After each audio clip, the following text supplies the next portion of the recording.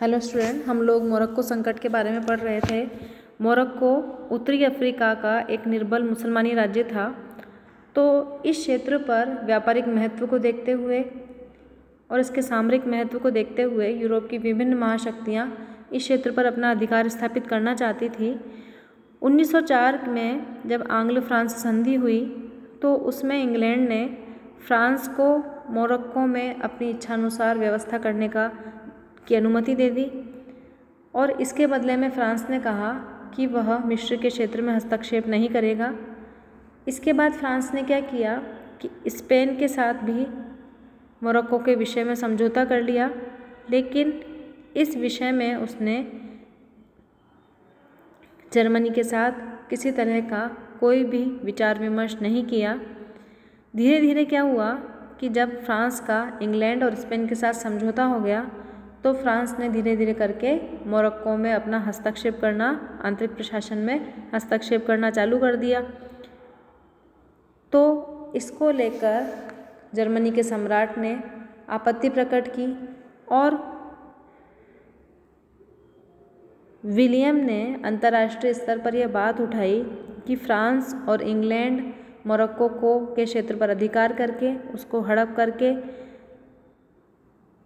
यहाँ पर व्यापारिक प्रतिस्पर्धा प्रारंभ करना चाहते हैं और जर्मनी के व्यापार को बंद करना चाहते हैं।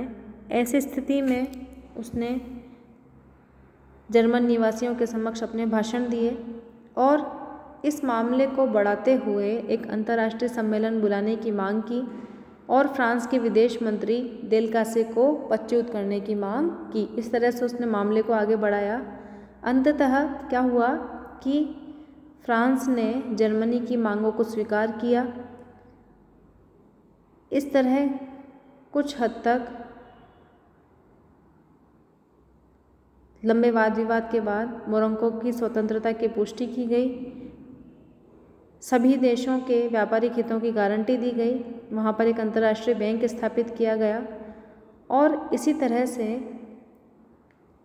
जर्मनी की बातों को महत्व दिया गया। जर्मनी को मोरक्को के राजकीय बैंक से कुछ शेयर भी प्राप्त हुए, लेकिन जब सम्मेलन आयोजित हुआ तो उसमें जर्मनी के व्यवहार के कारण अधिकांश देशों की सहानुभूति फ्रांस के साथ हुई। केवल ऑस्ट्रिया का ही समर्थन जर्मनी को प्राप्त हुआ। लेकिन दूसरी ओर आंग्ल फ्रांसीसी संबंधों में मजबूती आई, क्योंकि इंग्लैंड और फ्रांस मोरक्को संकट को लेकर एक दूसरे के साथ हो गए। इसी दौरान 1911 में दूसरा मोरक्को संकट उत्पन्न हुआ, जब मोरक्को के एक नगर फेस के विद्रोह को दबाने के लिए और वहाँ पर जो यूरोपीय लोग रहते थे उनके जनजीवन की रक्षा करने के लिए फ्रांस ने क्या किया कि वहाँ पर अपनी सेनाएं भेज दी।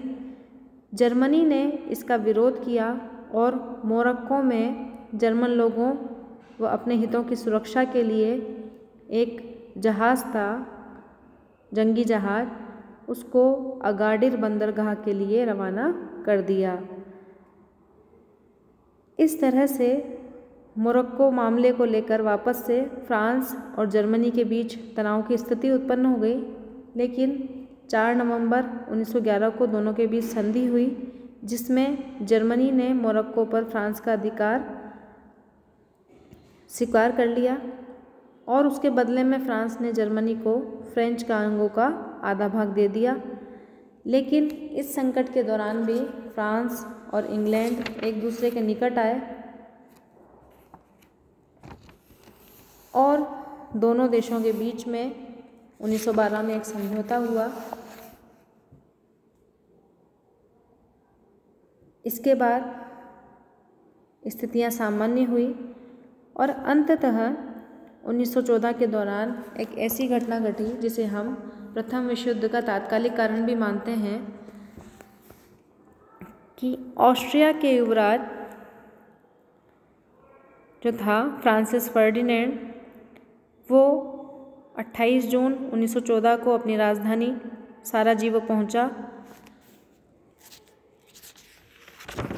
इस दौरान क्या हुआ कि जब राजा का शाही दल साराजेवो के टाउन हॉल की ओर जा रहा था, तभी उसी दौरान क्या हुआ कि एक षड्यंत्रकारी गैव्रिलो प्रिंसिप ने गोली मारकर युवराज फर्डिनेंड और उसकी पत्नी सोफी की हत्या कर दी। यह जो षड्यंत्रकारी था वो एक गुप्त समिति ब्लैक हैंड का सदस्य था। ऑस्ट्रिया ने अपने राजकुमार की हत्या के पीछे सर्बिया का हाथ माना और 23 जुलाई 1914 को एक पत्र लिखकर 48 घंटों के भीतर उनकी जितनी भी शर्तें थीं उसको मानने का अल्टीमेटम दिया। सर्बिया की सरकार ने अधिकांश मांगें स्वीकार कर ली। हत्या की जांच करने की अनुमति भी प्रदान कर दी, लेकिन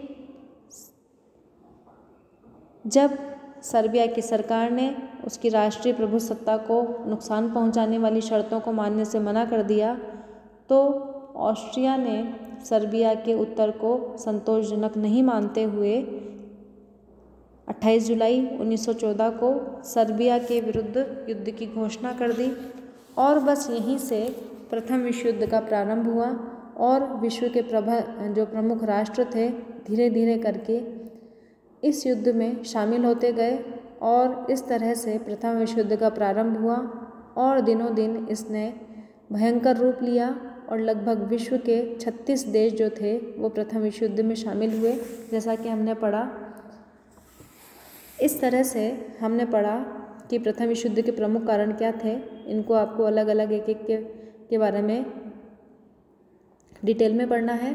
अब हम लोग अगली क्लास में पढ़ेंगे कि युद्ध के जो कारण थे उनसे युद्ध प्रारंभ हुआ, फिर किस तरह की घटनाएं घटित हुई और उसका क्या परिणाम निकला, इसके बारे में हम लोग आगे की क्लास में पढ़ेंगे। धन्यवाद।